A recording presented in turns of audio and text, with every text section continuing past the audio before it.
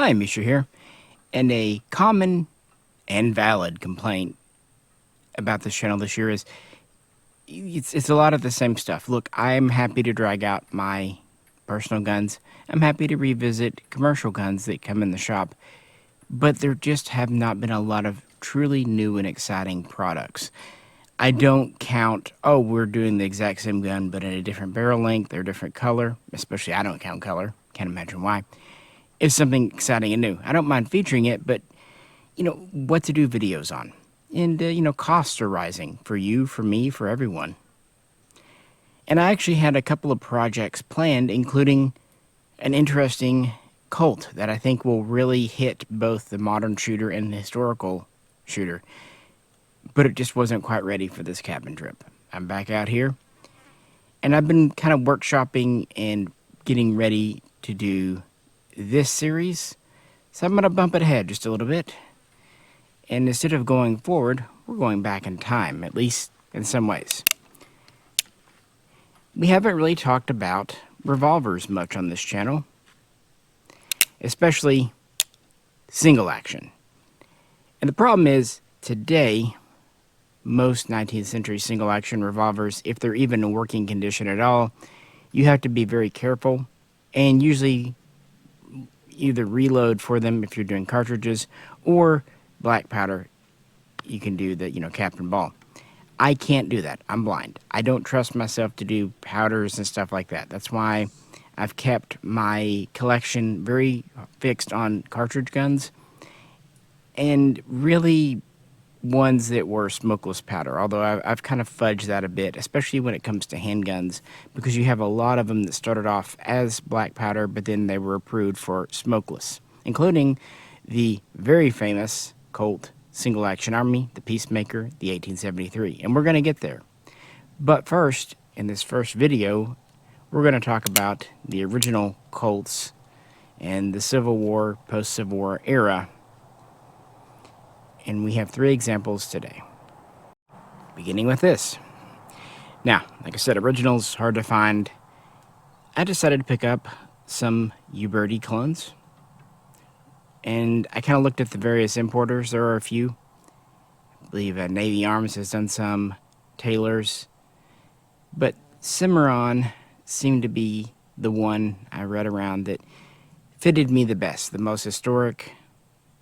And it helps that they're pretty much next door to me in Texas. So, quick shipping, quick turnaround.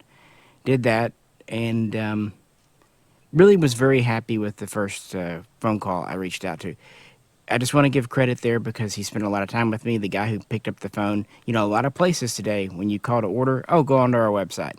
He didn't do me that way. In fact, he got to the point where, like, man, do you need to go work? I mean, I can... And he was just really generous with his time. So... super shout out to Greg over there. This isn't a plug for you to buy. I just like when people do things for me, take the time with me. I've got to acknowledge them. And it worked for him because he made more than one sale to me, as you'll see throughout this video series. But we're going to begin here with the Italian Uberti clone of the Colt, model 1851, often called the Colt Navy model, although it's had quite a few names over the years. Full disclosure, going forward, I'm going to address these replicas as they are originals, just talking about history. And this one is a Richard Mason Cartridge Conversion, now in 38 Special and 38 Colt, which is correct. And that's why it really appealed to me. Now, this has the 5.5-inch barrel. There's a funny story there, and I will get to explaining it eventually. All right, enough John. If you'd like to help support us, check out Patreon. In fact, I gave a special teaser video of this and some other upcoming things to the Patreons, just out of gratitude as I was kind of gearing up for this. Anyway, support over there if you can. You can also do a super thanks here, but just liking, sharing, subscribing. Let me know how you like this. In the past, Revolver videos didn't do great on YouTube. However, a recent one I did on Smith & Wesson 686s did better than I thought, and people seem to be interested. And I'm interested, and it's at least a new topic for us, although I am not an expert on this. So I will get things wrong, and I am learning, and I just thought I would share my process with you guys. All right, first rounds through the Colt here, and we're gonna start off easy with it. Picked up a box of 38 long 38 Colt just to get us going.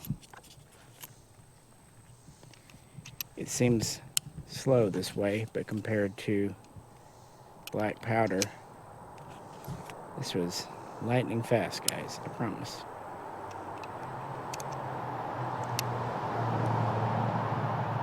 Alright, start her up. So it all begins in the 1830s. There is the Colt Patterson. It's, spelled a little weird with one T. That was his first revolver in 36 cal. Really one of the first successful 6 guns in America.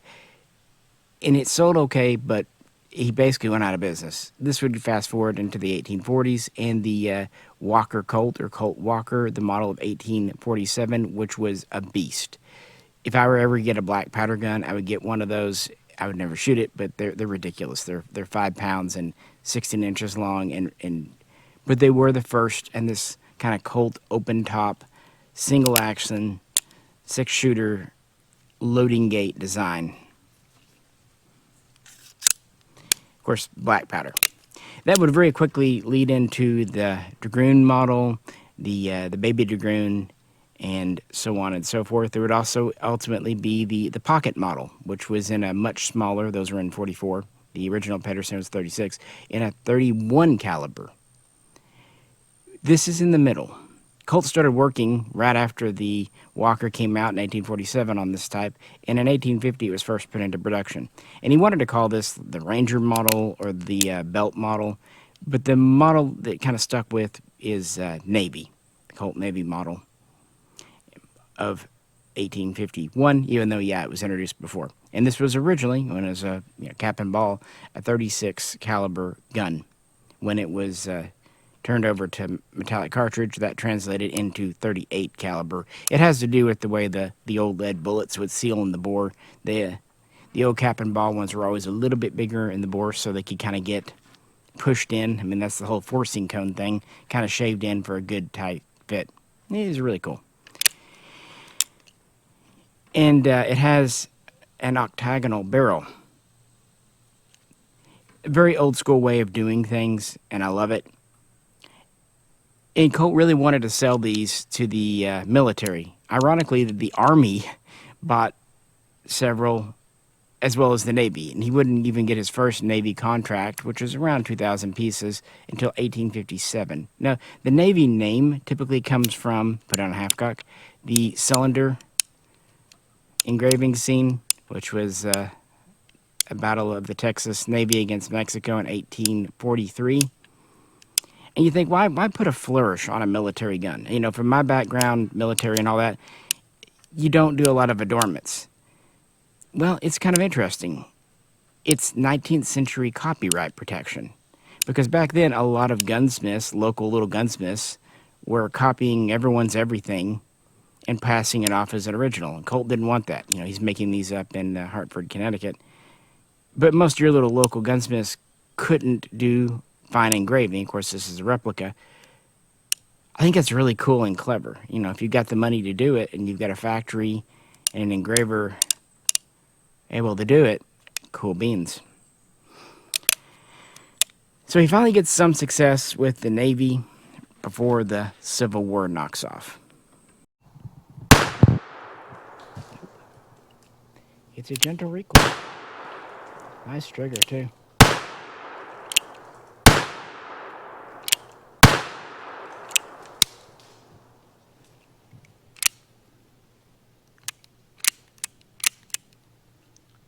I think we're good. Did my best to save my brass, too. I can get it out there. There we go. Little sticky, but new gun and brass there. So get these all ejected out. Yeah, little sticky. but that's what you get for new. Work on that for a sec. It's a well-received gun. The open top's a little odd today. We do have the rear sight on the hammer, be it the cartridge conversion or the original cap and ball. The sight's probably about as useful to you as it is me. The Colt wedge takedown system, which would carry over for quite a while. It actually started with the Walker. The octagon barrel, very simple, kind of plugged on their front sight, but it worked. Not a whole lot going on. A single piece grip. Yeah, this might look like it's a two-piece walnut grip. It's actually just a single piece held on. And it's kind of a two-piece frame. Well, technically three. This is a separate juncture back here, which did aid in customization and machining, although maybe not as strong as it could have been. The original Navy guns were about 2 pounds, 10 ounces. 2 pound, 11 ounces, depending on the exact, day of the week. Remember, we're still kind of working with early metals, the octagon barrel. Now, as I said, there's kind of a funny story. When I went to order this, I looked everywhere to see if the Navy ever had any 5.5-inch versions. No, they were all 7.5. Well, did they cut any down during the cartridge process?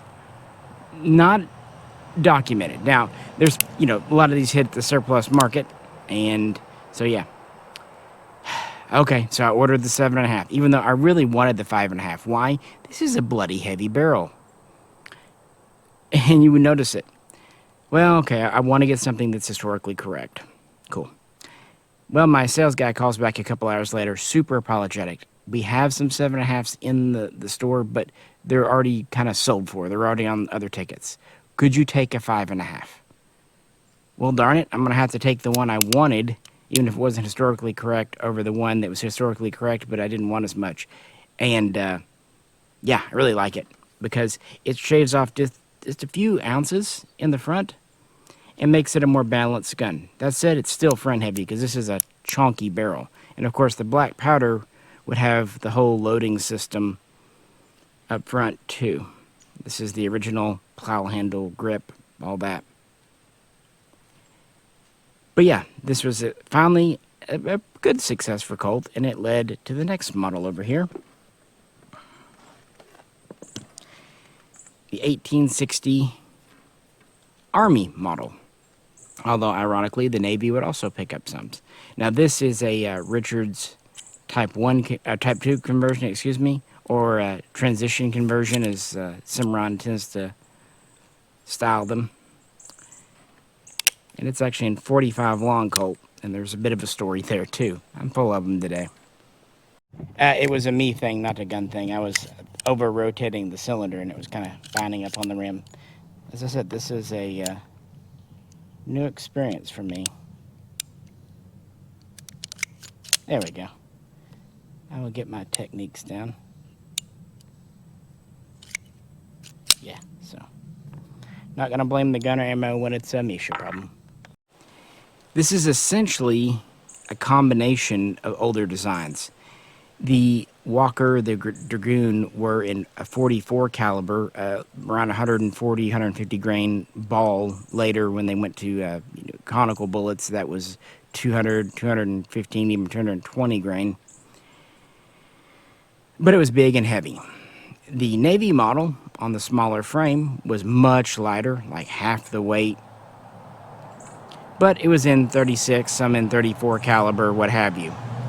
Well, what Colt did here, he took the Navy frame and opened it up a bit to take the 44 cylinder, put a longer barrel on it, and went away from the octagonal barrel to a round taper barrel for weight and balance purposes.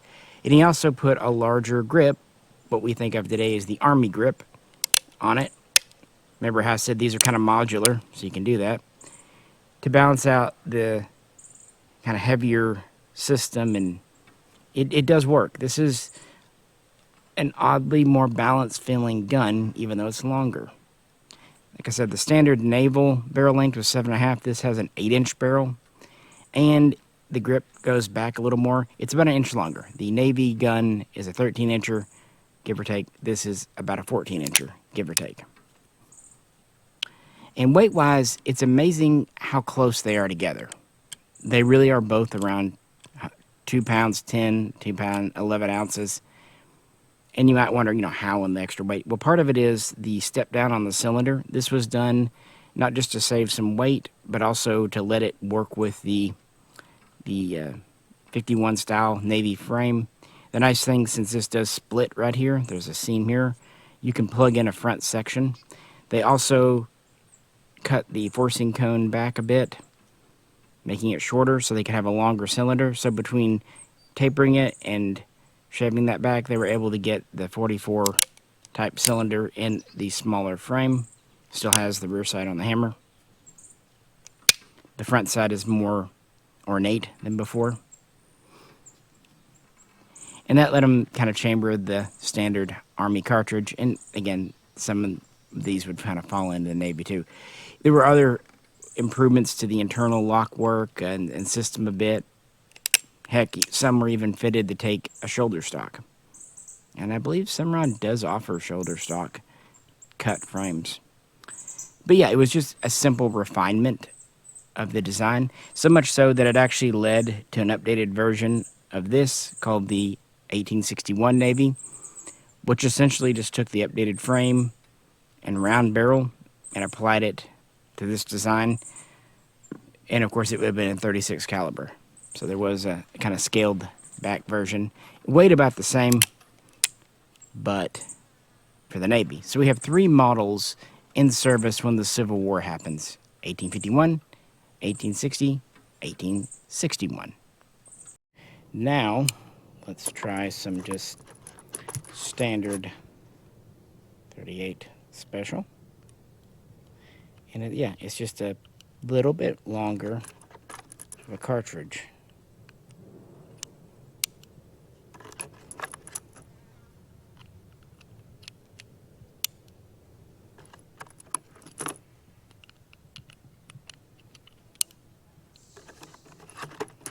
Flipped over there on me. All right. Get to it. Fun fact, right before, the war happened, a couple of thousand of the Colt Army models actually went into the South. They were just into production. And so they would be used in the Confederate Army as well. But it was the Union that really got to work with these in May of that year. Yeah, that was the one. A little more felt recoil, but honestly, yeah, a little bit more.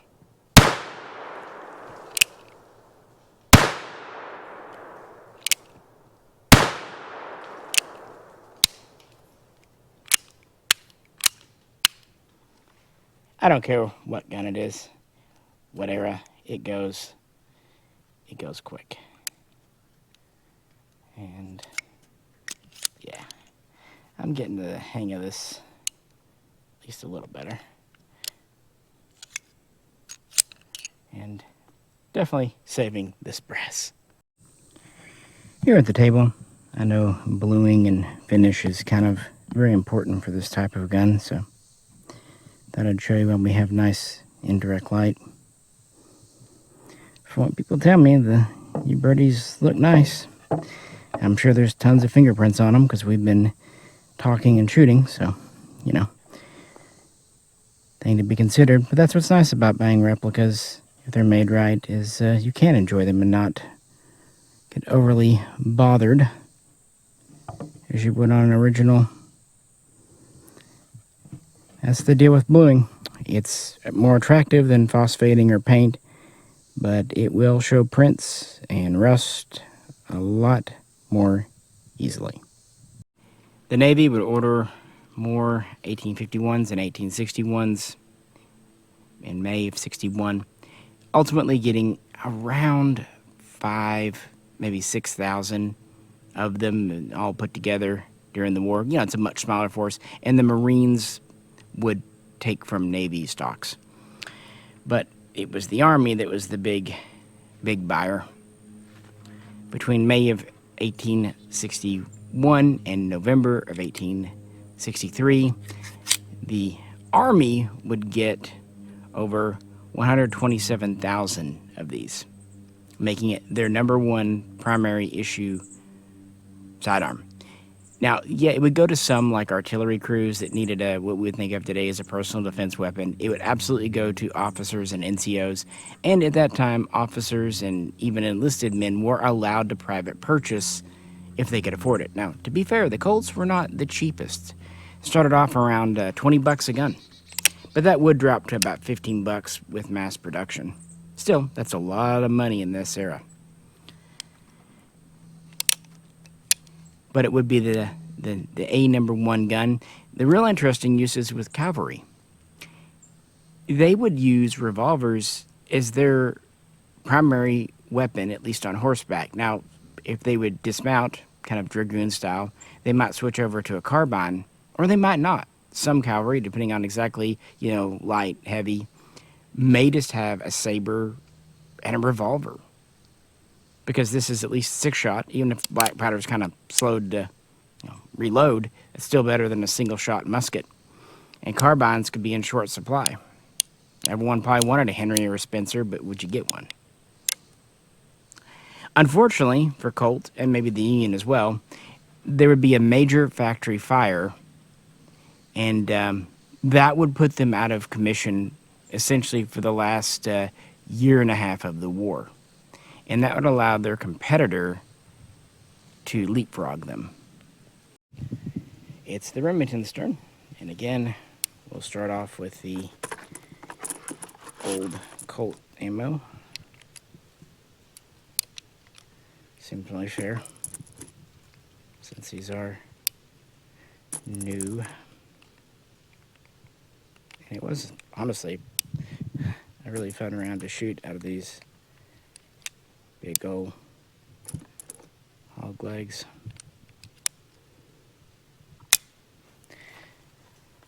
In the 20th century, the main competitor to Colt on the revolver market was absolutely Smith & Wesson.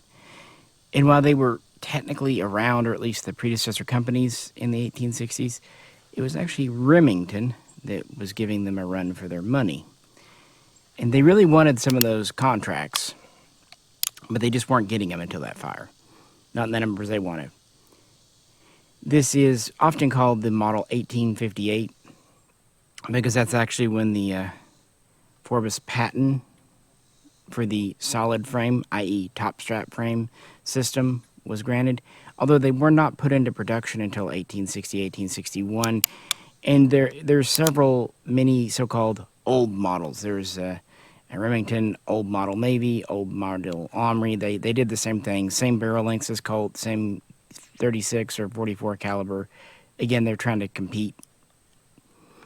Still, of course, a single action only, loading gate for the conversions gun, front loaded originally.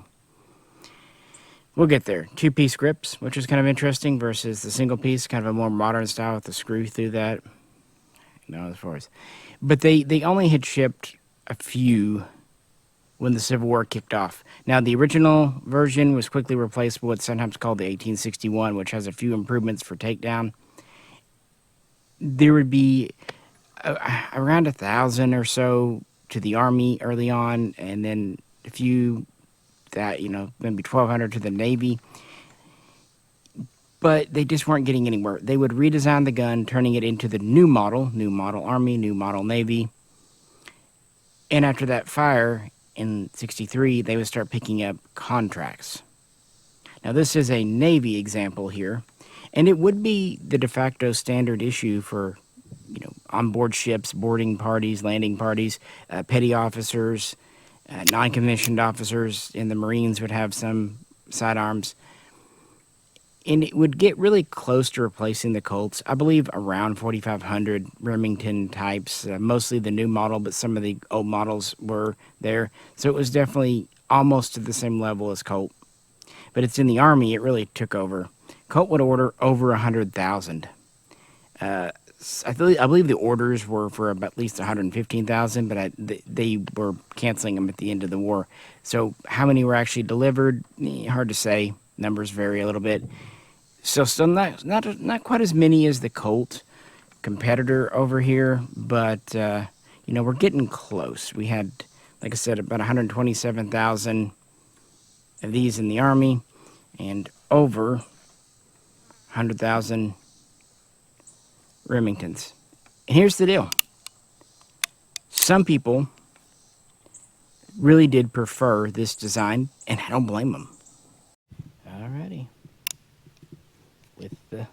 Oh, you could definitely tell this is a heavier gun. That's what I thought. It's nice, though. If I can retract it, but not quite as naturally as the Colt.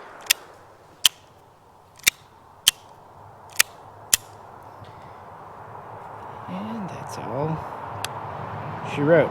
Oh, giddy. I get to use this ejector. So looking forward to it.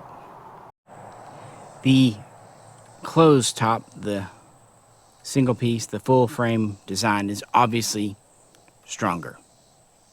But it also has a benefit of being easier to take apart.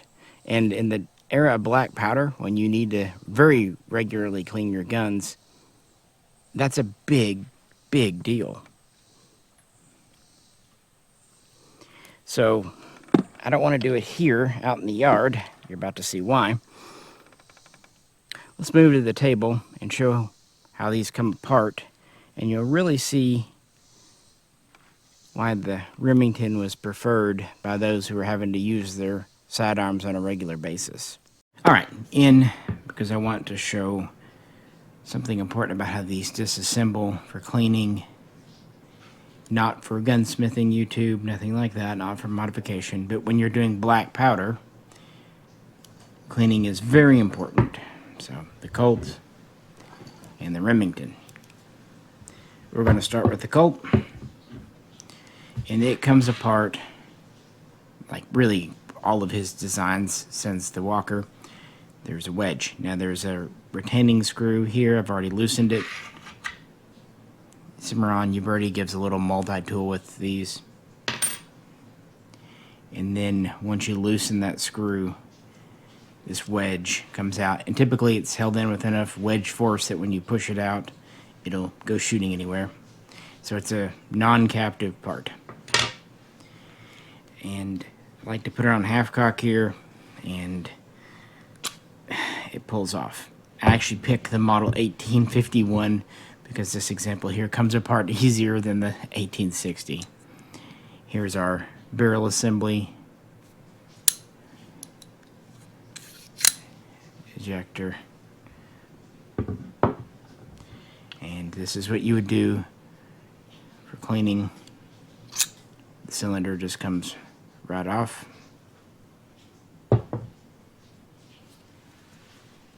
And the rod and the thread, this is the slot where our ledge crosses through. So that's, by modern standards, not the worst, but not the best, and frankly not the strongest. Alternatively, let's see what Remington has on offer. There we go. Its half cock's a little further back. Pull this down. Put this back here just soon. And got a retainer here. Pull it forward. I think that's enough. Open our loading gate.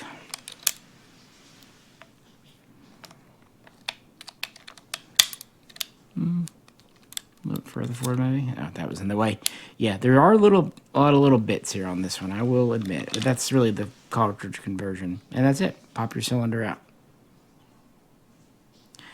It's not only toolless, but this is even a captive part.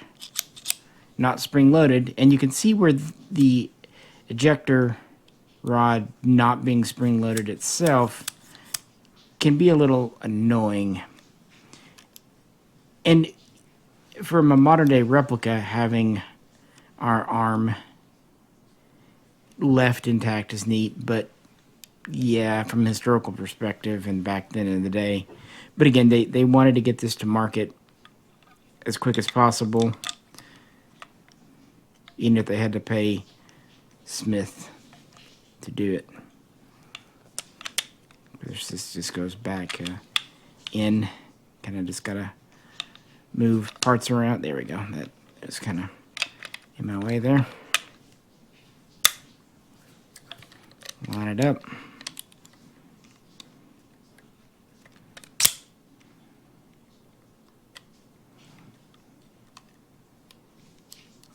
Get that lined up in the notch there. There you have it. As for the Colt, frame here and our cylinder, this just goes right on, times up there, and there's a hole, and there's actually a couple of pins in the bottom to provide lockup and timing. I usually just feel in this little seam till it's nice and closed up. We have our retention screw here. It's got one flat edge. It's essentially when the screwdriver surface is horizontal that it's ready. Here's our wedge. There's a little dimple that's for the screw to go in that goes on the top. Slide it in. Get that all lined up. As you can imagine, not being able to see that makes that a little hard. And there you go. Use our same little flat tool here. Rotate about a quarter to half a turn, depending on yours, where the flat is not parallel there, so it can lock it in. See, locked. You can move the wedge, but the screw will keep it from falling out, at least in theory. And you are back together. Again, I do appreciate the spring-loaded ejector here, but other than that, not having a top strap makes it much weaker. Having a pinned-on grip, or I should say screwed-on grip, does give you more versatility, but that too is weaker. And there are parts you could lose in the field, whereas with our Remington design, not so much. You know, for the era it was made in, pretty darn good. All right, back here. Now, there was a long spread myth that this system also allowed them to carry a spare cylinder that was already capped and loaded and ready to go. I don't think this is very true. If it happened, it was not a very frequent thing. All kinds of reasons for that, mostly because guys didn't get spare cylinders all the time during the Civil War, especially. They didn't have them. Also, there's a safety concern about carrying an explosive thing in your pocket or around. I mean, yeah, it's one of those things that I think an arms historian or Hollywood came up with. I'm not saying it never ever happened, but I doubt it was very routine. Anyway, back to guys liking these. Well, the government also did. It was a cheaper gun. Trying to be competitive with Colt. These started off around 15 bucks. And with mass production, they were able to drop it down to about 12 bucks. Sometimes you'll say 13. So the bean counters love saving a couple of bucks. So why then is the Colt still the preeminent 19th century revolver in general? Why didn't the Remington take over? Well, a few reasons, including some issues with this gun. One thing that threw me for a loop there, this is a recessed cylinder. So they are very flush fitting. All right, we're gonna drop this here, get our rod, and I'm gonna lock it back up just for use. Okay. Of course, just one extra step now. I do like that it's ready for extraction on that click, whereas the Colt seemed like it wanted to go before.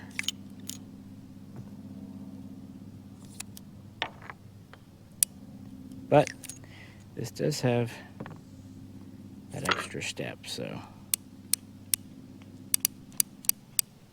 But it works surprisingly well, I'm not gonna lie. Well, a couple of extra steps because of this thing. And that's what I was telling you earlier, this is a two-piece design. I probably will Loctite that. It's not hard to tighten up, but it wants to go.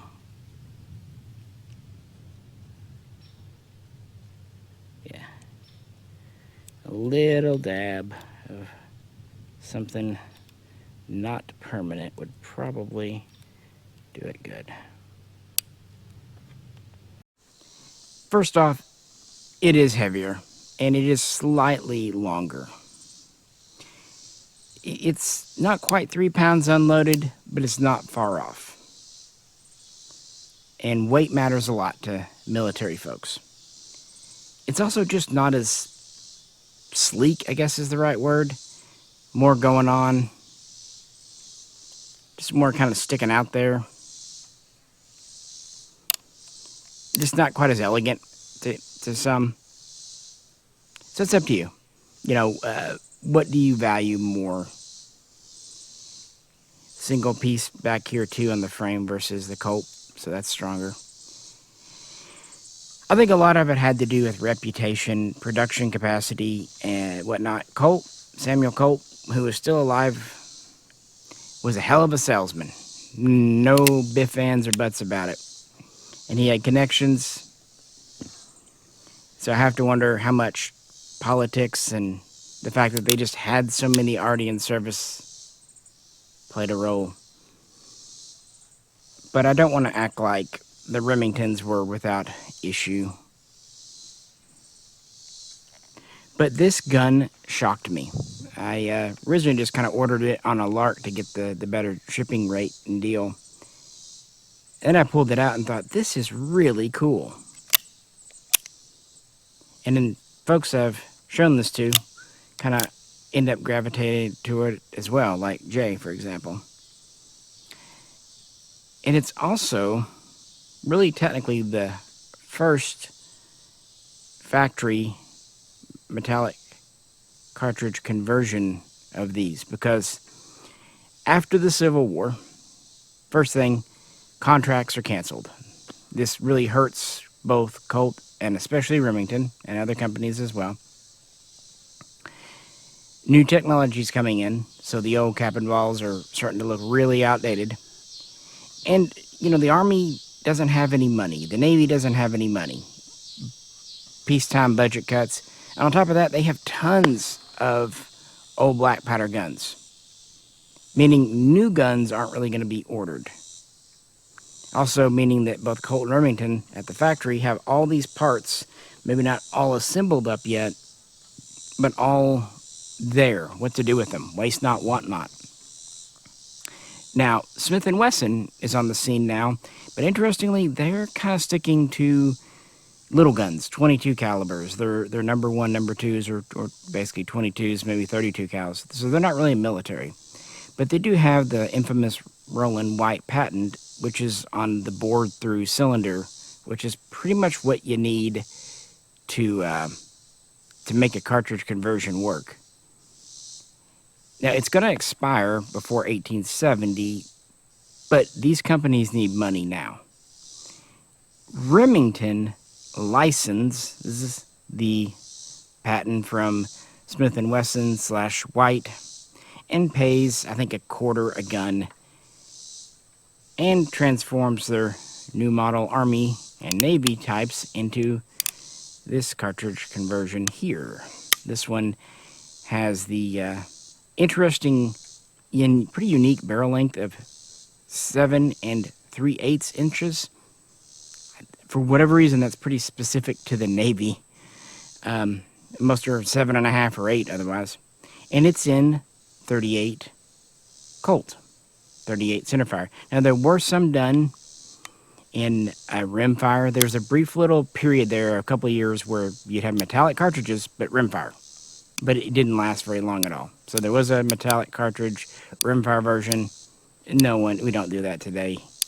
But very soon, by 1870, the centerfire came out and .38 came out. Colt made this cartridge, and it's actually pretty popular and would directly lead to .38 Special, which is why you can get this in .38 Special today, and it will actually still work with original .38 Colt, sometimes called Long Colt. Now we're going to try .38 Special out of the Remington, or at least Remington clone. Because of the weight, yeah, so it's just a little harder for me to reach with this one.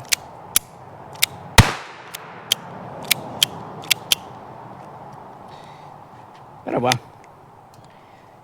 Again, that flush fit's pretty cool. A lot of fun.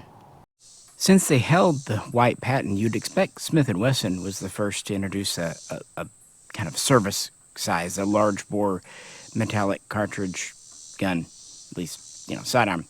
No, it was Remington.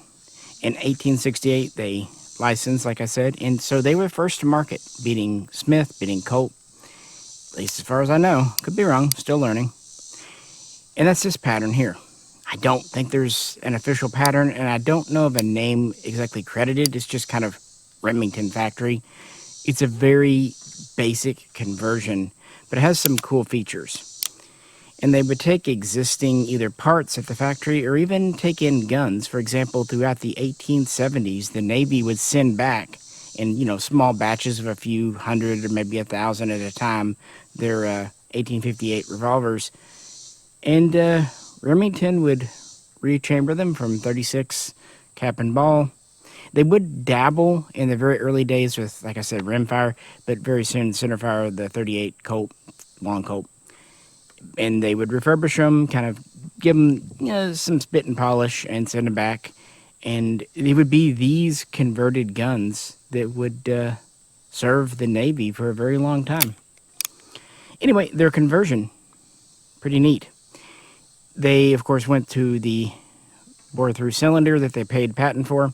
They added a very simple loading gate on the side, part of a ring. The firing pin's neat. The hammer, you notice, doesn't have one. There's actually a spring-loaded firing pin in the frame. We think of it as a modern feature. And that's almost entirely it. And that's actually what I think makes this version from Cimarron cool. It keeps the lever here for packing your balls. I know, phrasing. Get it here. This guy has a different style of half-cock than a Colt. In here. Quit hanging up on me. Kind of goes to show you, though. There we go. This would have been used. So it's just kind of vestigial. I can't think of any purpose for it. Your rod here is now, of course, your ejector. It's easier just to snap this back in place. And, go at it. Open your gate, use your rod. Like so. Yeah, I will Loctite it, I think. And you don't think about not having that return spring until you're doing it. I will say, though, yeah, the ejection was just a little bit easier. But you do need to you need to lock this up or it's going to eventually fall down. And it's a thing. But, what do you expect out of the first cartridge conversion, Pretty fun. Not quite as elegant. You saw that kind of hanging up on me there. But I don't mind that because that's kind of how they were. This isn't spring-loaded. And this was all originally a piece, one single unit on the gun when it was made back then. For the Uberti replica, this head actually rotates off. And that's fine. It makes it taking out easier. But I didn't know it the very first time I got this. So it was kind of unscrewing itself a bit and then jamming up and not letting things, what the heck's going on? I guess I might Loctite it. On the other hand, I kind of like that it's easily removable. You know, if it ever were to get bent or just you want to really clean in that channel good, it's just something to be aware of if you own one of these. But it's kind of intentionally clunky, and I like that. I like that they replicated that original look here. There we go. Holds it in. They would typically use the exact same original frame and the original 7 3/8 octagon barrel. Note the rear sight is there. Kind of the spacing there. Pretty neat. I don't know how many were converted for the Navy in total. Some of the Army models were also converted to 44 Colt centerfire.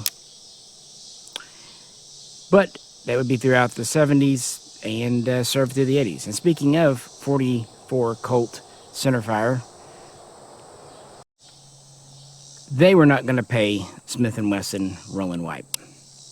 So they waited till 1870 when the patents are going off, and a gentleman who worked for them, Charles Richards, came up with his own way of converting 1860s.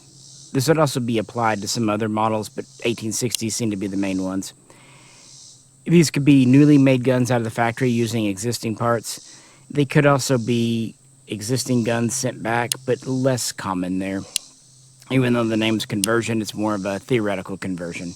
Now this is what Uberti Cimarron calls the transition conversion model. Collectors, and kind of what I know it by, is the Richards Type 2. Because it is a hybrid between it and the next one. It's kind of cool. He took the original housing here and reused it, putting in a new ejector there. Get it lined up properly. And this one is spring-loaded, and even has kind of a locked position, or at least semi-locked, where it floats up there. He did remove the loading arm and system under the barrel, but I think it's really neat that Uberti kind of replicated the plug. You can see it right there, maybe. Otherwise, he kept the same barrel. You can notice the spacing there. Same cylinder, and we get a ring back here. The original Richards actually had a pretty similar firing pin arrangement to the Remington conversion, as in spring-loaded in the frame. And it introduced a top little sight right up here for this ring area. So pretty similar to the Remington thing. But they would quickly go away from it. They would make the original Richards conversions 1871, and the U.S. would actually, namely the Army and the Cavalry, would get around 1,200 of them.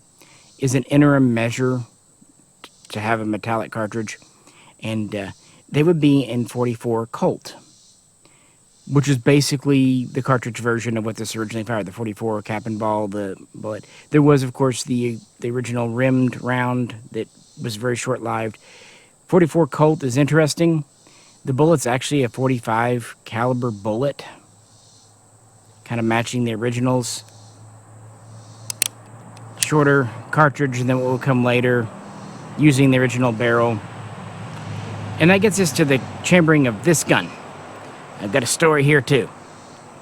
Now I'm close with the Richards version. Interesting way they did this. Color case hardening the frame, hammer, and then bluing things like the barrel.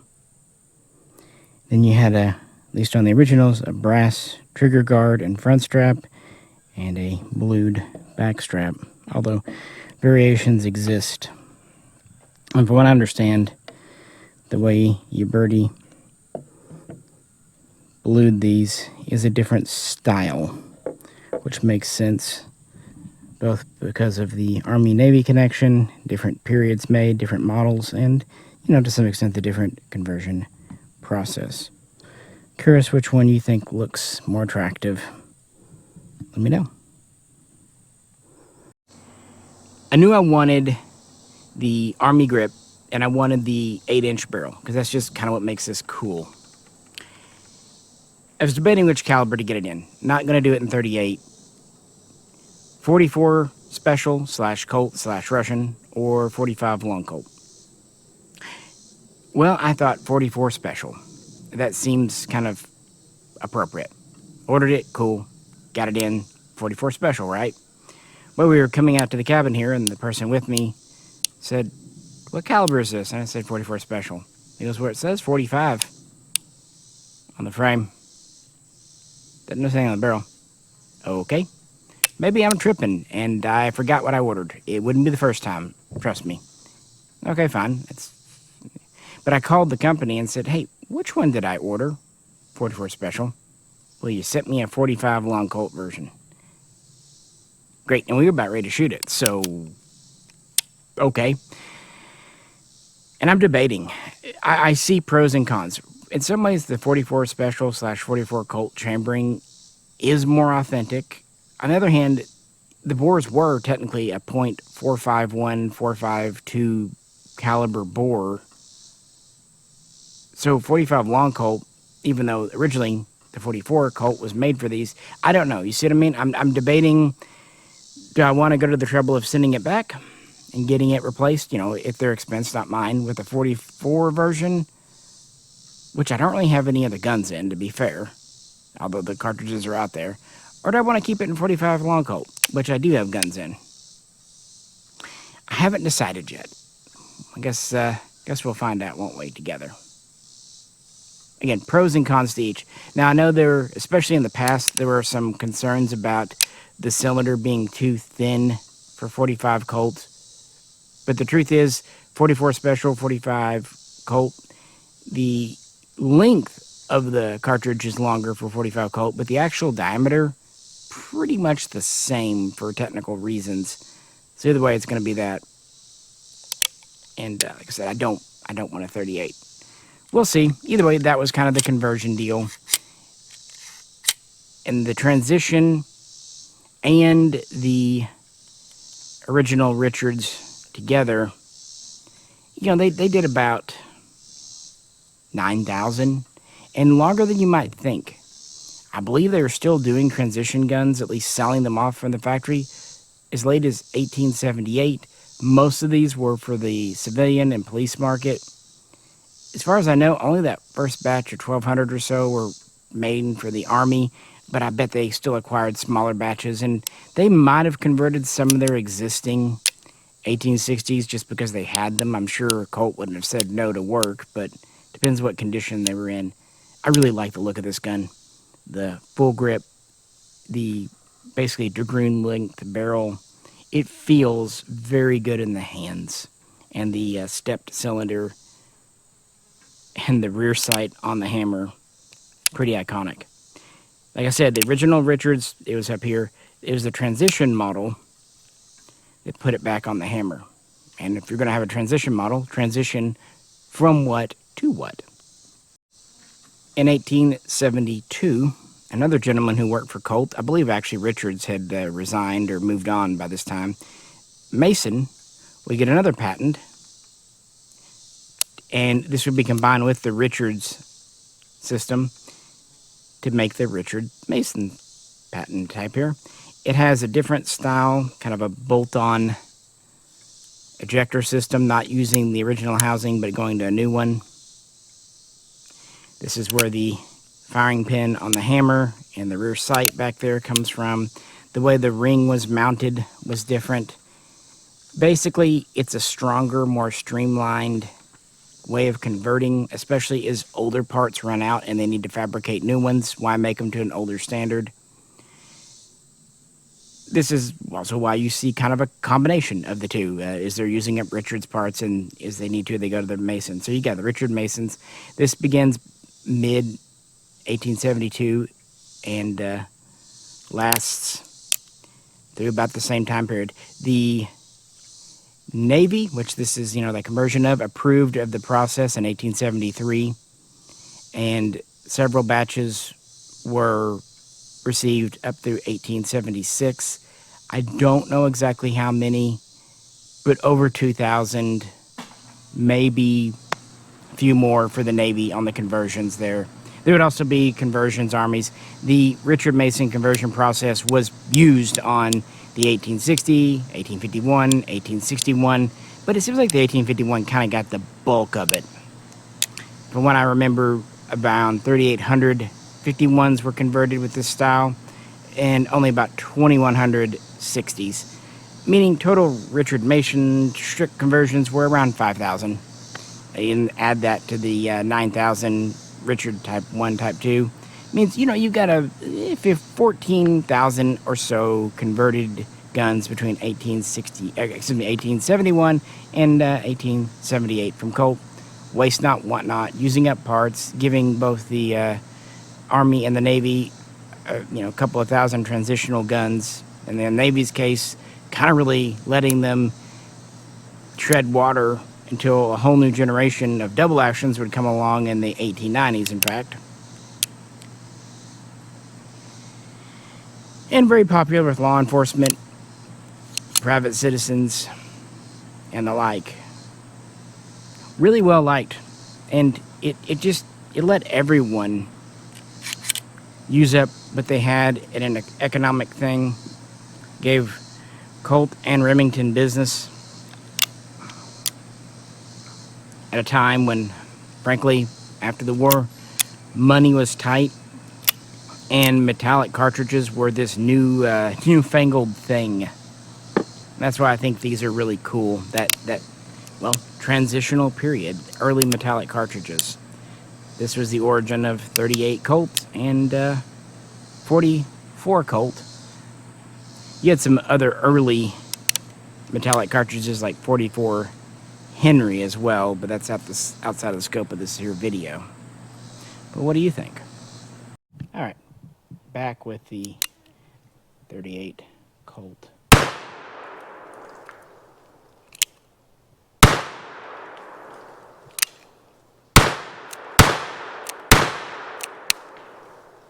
That's fun. I'm actually really glad they were added the 7.5 inch here.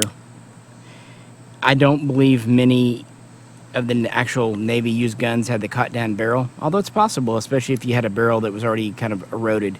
But you do see in private hands, police hands, plenty of the 5.5 inch guns, even some that have Colt factory letters. But because of how heavy this barrel is, it makes it feel better, especially with the small grip. It's a solid little gun.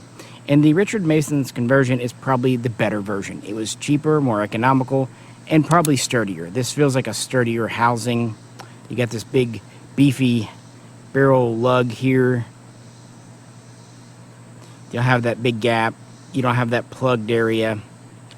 Firing pin on the hammer versus in the frame, well, the rear. Now, I will say the rear sight being on the hammer, that is the tiniest rear sight known to man. I think 19th century guys must have just had great eyesight. Should have been one in the 19th century, shouldn't I? But the Richards transitional conversion, I love this. Part of it is the 1860 look in general. Step cylinder, full 8-inch barrel. Even though it's so big, it's svelte. It's elegant. I kind of understand why the military still kind of preferred the Colt. There's a certain something to it, even if you can criticize the open top, even the split frame. Yeah, it has a feel. Plus, I like the full-size Army grip for a heavy, big bore caliber. It feels good. It still moves your hand up, but you're not going to slip off. Yeah, I really like this one. It's probably my favorite out of the three, which is why I'm still debating about trading this for the 44 special, or just, feeling like, kind of like with the 38 there was a happy accident. But again, this Remington really surprised me. This is super cool. It's not practical. It's actually quite heavy with all this junk hanging off the barrel, but that's also what makes it neat. You can tell that they were trying to get first to market on a conversion. They did the bare necessity, the minimal amount. You know what? It was enough. And this is a piece. This is definitely the heaviest of the three essentially 3 pounds, even though it has the shorter barrel compared with the Colt. I didn't really want to get a 44 in this. When clone correct possible to do a 38, A, you get lighter recoil, B, 38 ammo is readily available, and it's Navy caliber too. And the reason I think these are actually important, the Army use of the 44 cal and the transitional model, pretty brief. It would be replaced by one of the most famous sidearms in history. But the Navy, while they would acquire small numbers of the Peacemaker, they stuck with their Colt cartridge conversions and, to a lesser extent, Remington cartridge conversions through the 1870s, well into the 1880s, not officially replacing them until 1889, and not really fully replacing them up until the eve of the Spanish-American War. Waste not, want not. Again, smaller need, and that goes, of course, for the Marines as well. They would still use these when going ashore, expeditionary forces, or defending a ship if it was boarded itself. Squad leaders on attacks would usually have sidearms. And it was a very important design in an era when your long arms are typically single shots. Even after the Civil War, even when we go to the cartridge guns, you have the trapdoor. Or in some cases, the sharp, so that was more of a civilian market thing. Single shot gun, powerful. But the revolver, 6-shot, gave you about as much firepower, especially with the cartridge loading. Today, single action, loading gate, that seems slow. But back then, compared to muzzle loaders or even cap and ball revolvers, this is fast. This is tip-top speed. And man, these are smooth. Jay was over checking these out before I did the video, and he just said there's just something about that sound. Now, I will say, since these are modern replicas, both do have the 3-click safety hammer. Yeah, I know. Finally, at the table with the Remington new Navy model, or 1858 cartridge conversion. It's funny, when you look for information about old wheel guns, you can tell that collectors and historians really favor Colts because there's just less out there on Remingtons and even some early Smiths, but I would say Remington kind of gets the short end of the stick, maybe because they kind of got out of the revolver game before the 20th century even came in. I don't know. Just kind of strikes me as odd. But the Beals frame system and the conversion here of putting the firing pin not on the hammer but in the frame, that's pretty modern, frankly. Then you gotta get all that front. I know really no replica's 100% clone correct. And, with each of these, there are a few things that aren't exactly right. Still, outside of a custom-built, artisanal gun, one that's actually priced where anyone can afford it, I'm pretty impressed with how close to the real McCoy these are. But maybe I'm wrong. Let me know what you think. This wasn't something really even mandated by a government, strictly speaking. It's actually because of lawsuits and all that. Essentially, Italy, Uberti, and other companies. It was kind of a mandated thing for export, import, to kind of keep their butts off the hot seat. I don't mind it. It's far less intrusive than the Hillary hole. You don't even see it. It's just a simple... back here, screw heads on this side, and it comes with the key. You just turn it. There's a small thing in here that can rotate out if you turn it 180 degrees, and that comes up against the bulge in the frame there, and means when your hammer goes forward, it'll hit that and can't fire. So unlike, say, a drop safety on a 1911 Series 70 versus Series 80, that in no way does or even can affect your trigger pull. The only result is, and it's just a mechanical difference internally, you get 3 clicks instead of 4. I get it. It's what we have to do. It's the legal world we live in. I feel like they did as good as they could. Your mileage may vary. But I do have some good news. Not all Colt replicas have to have this. There are workarounds and alternatives. But that, well, that's going to be a story for the next episode in this series, which I hope you are enjoying. I've had a lot of fun learning new things and kind of brushing up on my revolver shooting. I grew up shooting quite a few revolvers, but modern times kind of fell out of it. Now, Jay got into revolver shooting back around 2018, 2019, and he's had a few for the years. He was kind of telling me on the email, he's like, oh, you finally kind of broke down and got into it too. And then he wrote me a few hours later saying, damn you, now you've got me looking at single action armies. He hadn't known one yet. He was looking at them. There's a lot of options.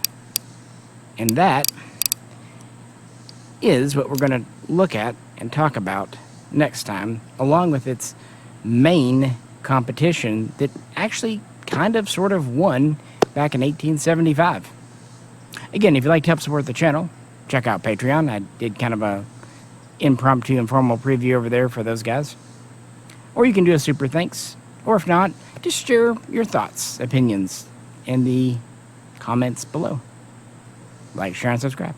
This is Misha, and it's starting to cool off, but it's still a little warm out here, so I'm going to head in and catch you very soon next time.